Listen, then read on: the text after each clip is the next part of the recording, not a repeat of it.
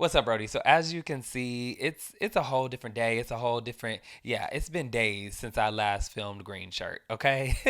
It's been days. And I came back because not even 10 hours after filming that, Variety released an article titled Drake's Team on Staging It's All a Blur Tour, like a Rubik's Cube. I'm like, so now y'all want to give us details? Now you want to give me details after I'd have filmed it? Okay, whatever. I have been spending weeks, months since this tour has been going on trying to find details on the production of this tour, and I could not find anything. And they've been keeping it hush hush until 10 hours after I'd have finished filming. So I had to go ahead. I felt like it was just necessary for me to go ahead and refilm this specific part of my opinions on the tour, and not necessarily that they've changed, to be honest, but I feel like after reading that article more than a few times, I have a more grounded opinion about the tour. I have a lot more names of the creatives behind the tour. And also, I feel like I have a clear idea of what their intentions were behind the tour and why they may or may not have landed as intended. Okay. And so I just felt like it was only right that I came back and just cleaned some things up, polished some things up. And I just want to say over to the team at OVO, y'all know I live in delusion, and my delusion becomes reality. So I know that my phones are tapped, my computer is tapped, and OVO is listening. And so they heard me on my rant that night, and they were like, you know what? Here you go. Boom. Here's an article for you. And this article is literally all about why this was intended to be a stadium tour, but it ended up going to the arena instead. So I was like, oh, okay, all right, I hear you. I know. If you're listening, I'm ready. I'm ready. Okay. I'm ready to join the team, people. But anyway, so this is where I nerd out. I got quotes, I got data, I got all the good stuff. Not really data, but I got a lot in here. So if you want to nerd out with me, you want to know where your money's going, why your tickets cost $400, or at least I paid, whereas some of y'all are paying for the same seats, triple, quadruple times that. Oh my goodness, Jesus. But if you want to know where your money's going to, baby, go ahead and go along for this ride, y'all. If not, go ahead and skip to the energy fandom portion of this. But if you want to go ahead and nerd out with me for a little bit, come on, let's take the journey. All right, so just to give y'all an understanding of the creatives behind the tour, I've got some names for y'all, a little bit of a breakdown of who they are in relation to Drake, the team, the tour, just so you can understand who we're dealing with and who brought It's All a Blur to life. So first being Dream Crew, okay? And I'm going to give y'all the definition that it said in the article and from their website, but Dream Crew is the all-purpose production house with one hand in visual arts and the other in Drake's entire professional career and portfolio. Okay, three important names to know within Dream Crew. Drake obviously is number one, but we also have Future the Prince, who we already know, Anthony Gonzalez, who I didn't know until this article, so now I do, and then Matt Babel. And I want to say it's Matt. I pray I'm pronouncing this man's name right. It could be Matei, but I would assume there would be an accent, so we're gonna call him Matt. Okay, Matt, I'm sorry if I'm messing up, but Matt is our main source in Variety's article. They quote him for pretty much the entire thing. So we'll say Dream Crew is the in-house creative directing team, and we do have an out-of-house creative directing team, and it's a duo by the name of Amber Ramel and Bronsky. And they are the creative geniuses behind Stormzy's Glastonbury performance in 2019, which earned them a BAFTA nomination for Best Entertainment Craft Team, which I don't really know what that means. I should have looked it up, but to get a BAFTA nomination is not easy. So I'm going to say that that's a big deal. Absolutely. All right. And then finally, we have a lighting director by the name of John Torres. John Torres was actually the lighting director behind the Apollo Theater performance that Drake did. And that boy. That was a wonder, okay? That alone was a wonder. So they brought him back to work on It's All a Blur. So just to wrap up everybody that we've got on the creative directing side, we have Dream Crew as the in-house creative directing team. We have Amber Ramel and Bronsky as the out-house creative directing team. And then we have John Torres as the director of lighting. So now that we know who all the creatives were, or at least some of the big names that had to do with the It's All a Blur tour coming to life, I want to go ahead and move into how I felt about the tour, parts of the tour that I love, parts of the tour that I didn't love, things that I think could have been enhanced, things that I think could have been taken out, all of that good stuff, right? But A lot of this is going to tie in with my thoughts about it being a stadium tour and an arena tour. And so I want to start off with what Matt had to say about all of that. Okay. Now, bear with me. I am dyslexic, but I'm going to make this work. I'm going to do this for y'all. Okay. So Matt says, we had started conceptualizing and drafting ideas under the assumption we were going to play stadiums. Okay. In the end, Drake wanted this tour to be more of an intimate experience for fans that had been riding with him for the past decade, and it's tough to do that in stadiums. Okay? He goes on to say, arenas are intimate enough to watch a show to fortify that connection between an artist and his fans while still being large enough to serve a well sized audience. That's why there are so many elements and everything is so large. It's a stadium level show. There are so many moving parts that need precision, so much so that there is a multitude of things that can go wrong on any given night. We tried many times to cut some of the props or at least scale them down. But he being Drake, wasn't having it. He was like, no, I want to have the same show regardless of if it's a stadium or an arena. So I'm gonna tie my things into that. But I do want to say, Drake, this is one time I might say maybe listen to the team in some of the cutbacks. Listen to the team in some of the cutbacks because it did seem a little cluttered. It did seem a little cluttered, but we'll get into all that as I break things down. So I just want to walk us through the night, walk us through moments that I really loved, and then I also want to see how that translated in the arena versus where it would have translated in a stadium, where I think things could have been worked out, where I think things could have been cut, all of that good stuff. So this is also going to tie in performance. So performance, stage design, stage production, all of that stuff is going to be tying into one. So the first thing I want to start off with is the intro, okay? Him coming down, that opening number where he's walking down the aisle, he's walking down to look what you've done. I would not have gotten that moment if we were in a stadium. It wouldn't have happened. I just logistically, I don't even think it's possible to get down from the seating down to the floor like that. Like, yeah, I don't even think that's possible. I absolutely see where the arena is needed for that intimacy. Like, absolutely. I'm very grateful for that. 110%. I love seeing him go up to the steps, go sit down with his younger self and rap, look what you've done. I thought that was incredible. I will say performance based. I wish he would have focused a little more on his younger self. I wish he would have been talking to him more as if it was a conversation. I wish that they would have been like reminiscing on this. It would have been nice to see him act. We know that's what Drake does. Drake is an actor, okay? I would have loved to have seen him perform in that regard. I also do think, though, a great innovative thing that they did is that deep fake.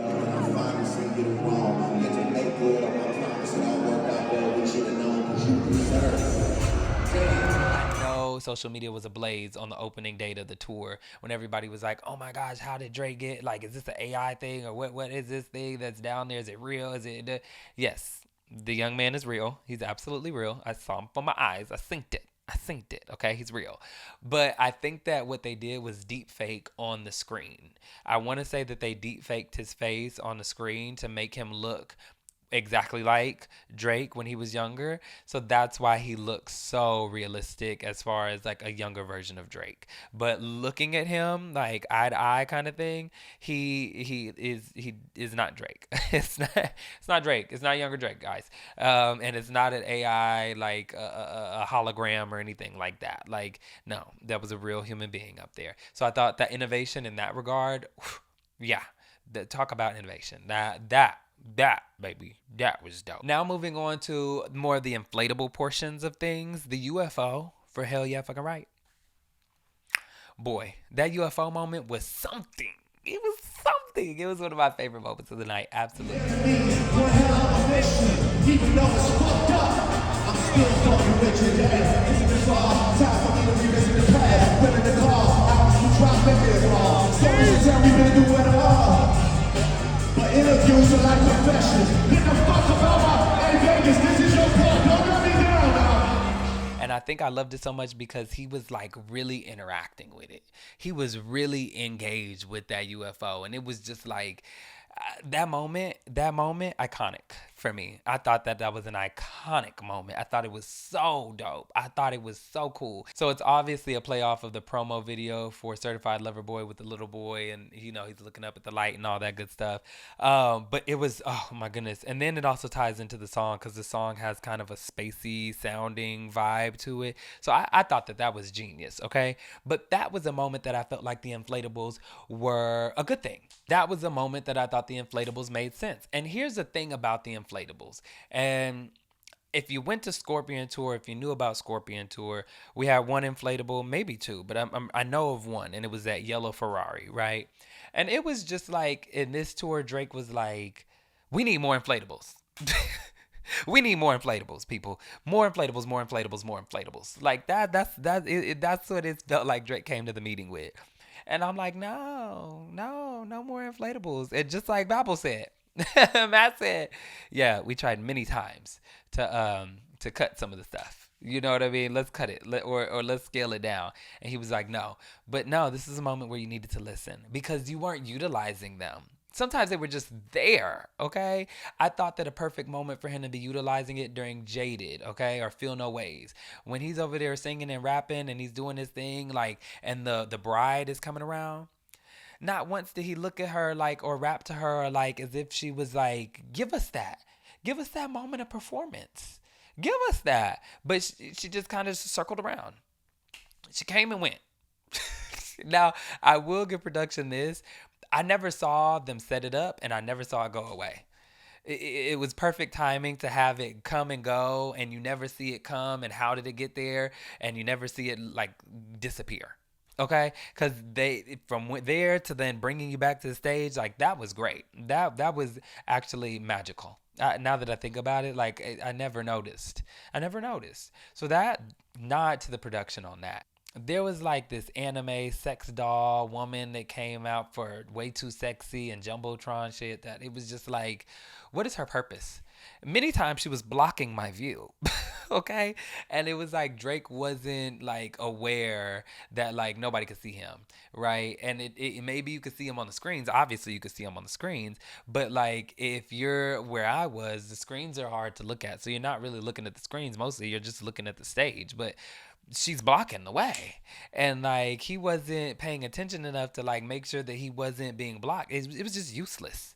He didn't acknowledge her at all. Like some of those inflatables were just useless. Like the knife talk one, it looked cool, it was dope, but it just it seemed useless. And again, all the inflatables, not all. Some of the inflatables were very, very effective. But for the most part, they just weren't giving what it needed to give. And I think what I've come to the conclusion of is like the inflatables should have been used to enhance the performance, not like be the spectacle or be the performance because they had no purpose. They had no purpose. And so you're just looking at the inflatable like, okay, okay, okay, okay. And Drake's not even paying attention to it. So why should I at some point? Like, why should I? So I thought that that was a moment where maybe he should have listened to the team and like scaled that down. And I'm also curious on how I would have liked that inside a stadium. Maybe it would have been a little more effective because it wasn't so big and just this big thing there. That maybe it would have worked better in a stadium because it's just like an object there and you're kind of like, oh, snap. Oh, if you catch it, you catch it kind of thing. It's not like drawing your attention in and then you're just looking at it and it's just there. So I could see where it might have worked for a stadium, but it wasn't good for the arena. It just wasn't good for the arena. Next up, we got the Flying Peter Pan during the intermission. I thought that that was a great moment, and the Peter Pan looked very realistic. I thought that that was so dope. While Drake's younger self was watching old sitcoms, Family Matter, Fresh Prince, Degrassi, like they have this Peter Pan like flying over him, and I guess that's supposed to represent like just that boyhood, that youthfulness, that desire to just be and go and like all of that. Like I thought that it worked. It made sense for that intermission. Absolutely. I thought that chef's kiss, another great moment, a great usage of the inflatables, where it absolutely made sense. So great job on that for sure. Next up, we got the DJ set. The DJ set, Oh, oh, with the Afro beats, dance hall remixes, that was incredible. Oh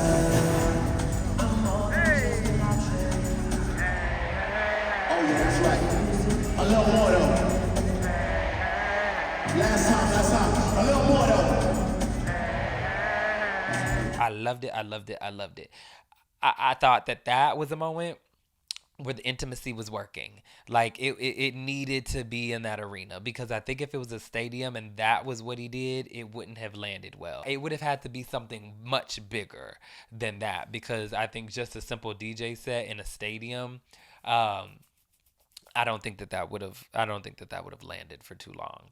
But in the arena, oh, absolutely, a winner, 100% a winner. I thought it was a vibe. I still didn't see the point in like that whale shark thing that was, circling around. I didn't really. We didn't need that. We didn't need that. If anything, give me lights. Give me some lights, right? Give me some lights. Give me a vibe. Like make all that happen. Okay. I don't need the inflatable. The inflatable is distracting me at this point. I don't need it, and I don't see the point in it at all. I don't see the point in it. But whatever, right? But I love the DJ set. The DJ set was so dope. It was such a time, such a vibe. And I also need those remixes on a playlist somewhere. Somewhere on streaming services. I need those. I need those. An album, whatever you want to call it. Yeah, yeah, yeah. I need those because those were hitting. Absolutely hitting. I love those remixes for sure. Now, next up, we got the robots. The robots during Massive and Sticky, that's innovation, baby. That was innovation. The way that them things was moving, and it took me a second to catch on to what I was actually looking at. But the way that they were moving, y'all, you see, take a look, take a look, take a look.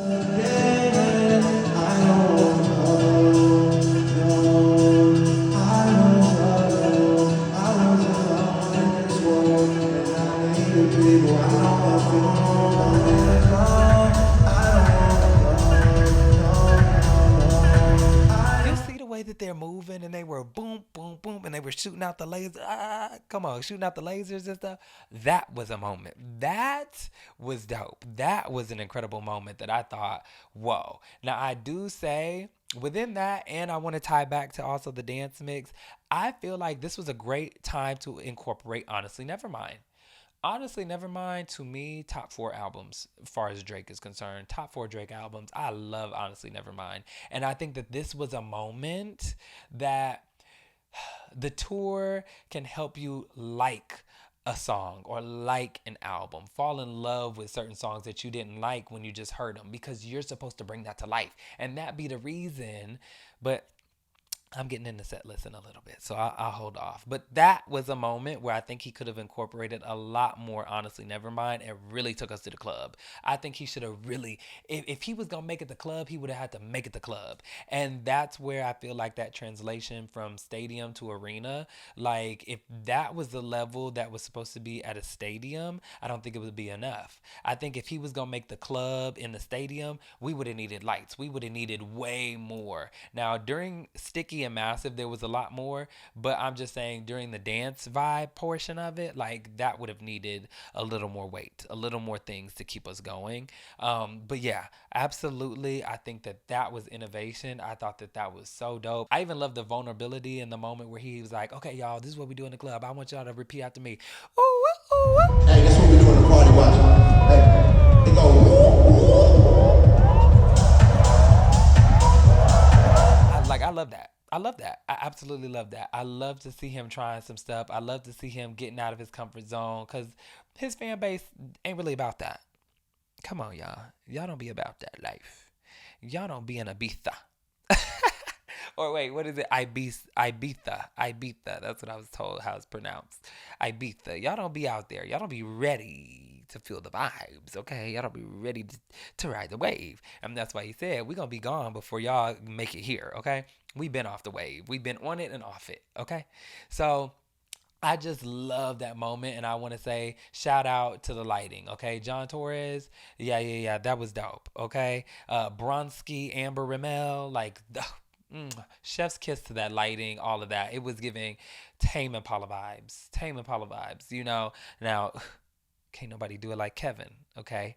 But I want to say I see it. I saw it. I saw where we was going with it. I'd love to see it on a bigger scale. I can't wait for the stadium tour. okay? Because I want to see that on a bigger scale. Absolutely. Next up, we got the Virgil Abloh dedication. Y'all, this was, ooh, ooh, ooh, ooh. It gives me chills just thinking about it, and I keep watching the video. The younger generation that's going to carry the torch. That's that, but I don't read comments, I don't read reviews, I don't read anything positive. To me, the 17-year-old version of myself didn't think that this was possible. So every day that I'm able to sort of like make an idea and see it come out, it's almost fulfillment. Yes. All right. First off, the Virgil Abloh statue, I want to give y'all just a little background on that. Okay, that pose is actually based on a photo that was taken of him by Chill Days, is the handle on Instagram. I want to say the gentleman's name is Boggy, but he worked closely with Virgil Abloh. I don't know in what way, but they worked closely together. And that picture was taken after Virgil's Paris fashion show, his spring summer 2019 collection. The picture was taken in June of 2018, and so he was throwing a monogrammed Louis Vuitton paper airplane down the runway, and so this was like a replica of that. Oh, it looks so amazing in person, y'all. I feel like the videos don't even do it justice. But then to all of a sudden look up and see the replica of Drake's jumbo jet come through during the ride, and then hearing Virgil give that interview, and like it all was just like a lot. It was a lot. It was a lot, and it was that was a moment of intimacy. I felt it. That was absolutely a moment of intimacy, that you felt like it was just, you were surrounded in it. And I absolutely felt that intimacy in that moment, where I still think it could have hit in a stadium, but I do feel the intimacy that they were trying to get in there. And again, another moment where the inflatable made sense. Another moment where the inflatable made sense. And I wonder, is the Virgil Abloh, is that statue an inflatable? It looks solid, so I don't think so. I should have knocked on it, but no, I shouldn't have. But it looked pretty stable. But yeah, no, that moment, chef's kiss on that. That was absolutely a breathtaking moment. I hands down, one of my favorite moments of the tour is that last portion right there, and to hear the ride, which the ride is one of my favorite songs.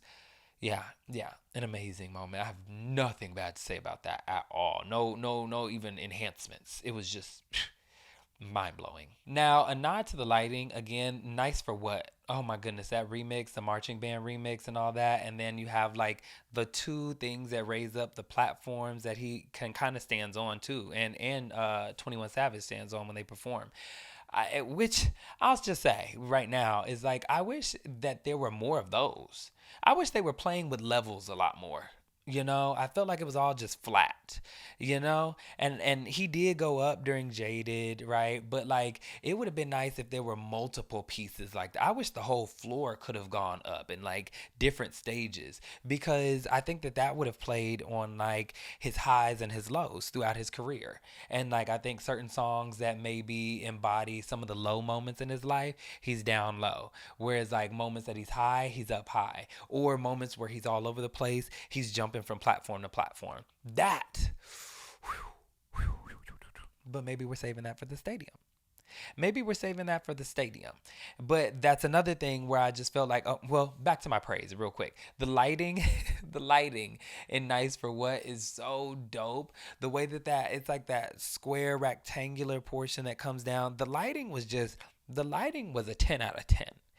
10 across the board. Okay? The lighting was on point. The lighting was top tier. Can't say enough about the lighting. The lighting. Yeah. John Torres, y'all did y'all's thing on the lighting. Absolutely. My final thing, It's All a Blur tour should have been the stadium tour. That should have been at the stadium. But it also should have been a later tour. Like that, sounds like a wrap-up tour. This sounds like a tour where you're kind of wrapping up things, and it's an Eras tour. It's your Taylor Swift moment of Eras. And if you were going to do Eras, you should have did Eras. We should have been in that stadium, and you should have took us to the areas. You should have took us to the look. I can't even speak. I can't even speak. You should have took us to the eras. You should have took us through the eras. Because as somebody who has seen 6 eras, I've been to 9 shows now. They're all starting to blend together, and they're all starting to look alike. Okay, if I'm being real with you, Scorpion was just a bigger square. It was a rectangle. You know what I mean? It was bigger. It covered more ground. All right. I just feel like this, it was just a Scorpion 2.0 a little bit. And I had thought when you buy your tickets, you'll see it shows the square in the middle of the stage, and it also shows like 360 and some arrows. I thought the square was going to spin around and move at least. Didn't even do that. Didn't even do that. And so I felt like this was just like Scorpion 2.0. We got more inflatables, and we actually got a smaller square. However, we did get some visuals on the side of it, but yeah, that was it. And I just feel like if you're going to call it It's All a Blur, right? You're going to take us through all of it, then we need to see the eras. We need to see everything. We need to see it all. And that's basically in the article. They talk about that they wanted to take us through the moment, where Drake got peer pressured into smoking weed before the audition for Degrassi. Why is it like that? Degrassi. And just his evolution through stuff. But I feel like it needed a stronger narrative. I think the narrative was a little weak. I think that things needed to be bigger. I think moments needed to be bigger. I think eras needed to be highlighted more. I think we really needed to stay in the eras. I think you really needed to transport us in the world. And I just don't think that it did that. I just don't think that the tour did that. I don't think that it was big enough for what It's All a Blur stands for. Now, for the stadium tour, when we do the stadium tour, I need it to be bigger and more specific. You can still have the intimacy in a stadium. I promise you. I promise you. The Swifties talk about it all the time. The intimacy can be there, okay? I need it to be bigger. I need it to be more specific. And bigger does not mean bigger inflatables. Bigger does not mean bigger inflatables. Absolutely not. As a matter of fact, you can cut the inflatables if you want. Just give us 1 or 2 or 3 good nice ones that make sense and are really whoa, groundbreaking, you know what I mean? But we don't need bigger inflatables. And when they talk about that intimacy, the intimacy that they're trying to get, that it's hard to get in a stadium versus an arena, I don't think that the intimacy has to necessarily be closeness. When I've studied performance and how I've learned about intimacy for performing and staging is mainly brought about from doing things in private publicly. Okay? The private moments happening publicly. And because we have the use of technology where we have cameras, those of us that are close enough to see, we can see that. Or if you can't, you can see the screen. And allowing him to have those intimate moments there on stage, but we are watching him have those intimate moments makes it intimate. That's what makes it intimate, not necessarily the proximity we have to him. The proximity to him and to others is not necessarily what makes it intimate. Yes, it's a part, but the main part of that intimacy is always going to be him being vulnerable, being intimate within the performance, and the camera capturing that, or those of us that are in eyesight are able to view that intimacy and be a part of it and feel like, whoa, he just let us into something. You know what I mean? Beyonce does it great. A great job at it.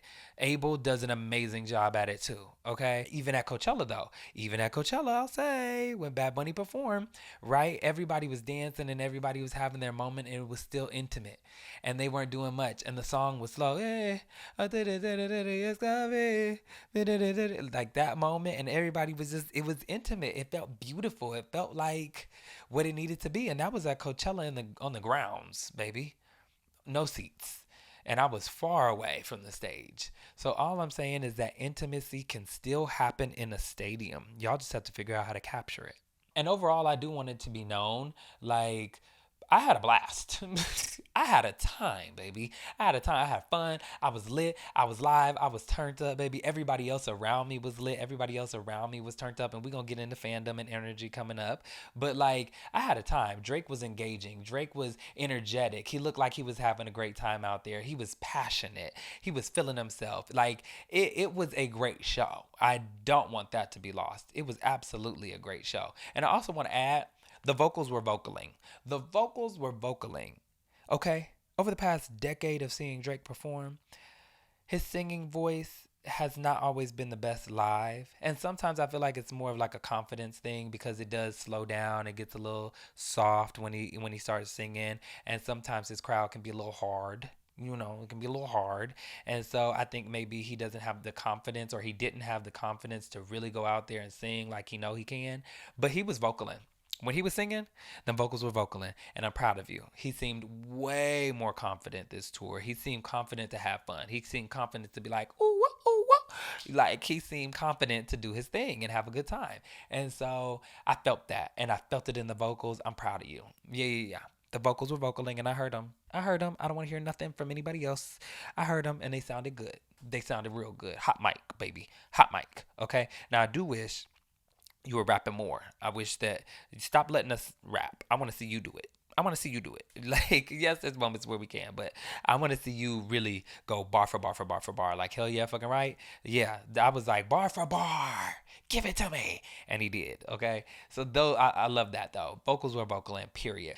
But overall, y'all, that's where I feel with the performance and the stage production, based on everything that we were given. Like I say, all this other stuff you can read in Variety. The creative directors, they talk about their vision. It talks about how Drake wanted to take everybody on their own personal journey, and that too. If you're trying to create this experience for those fans who have been riding with you for a long time, you have to think we've been riding with you long enough to be at all the tours, brother. So we've seen it all. We've seen it all.